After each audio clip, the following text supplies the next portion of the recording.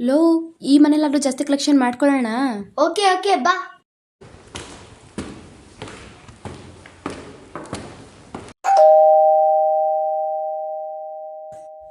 ಏನ್ರಾ ಕಲೆಕ್ಷನ್.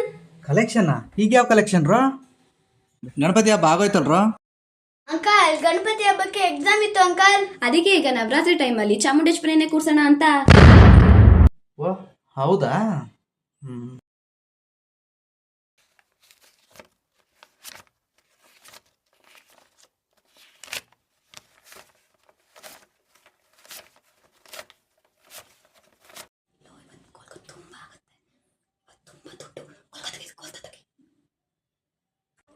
ತಗೊಳ್ಳಿ.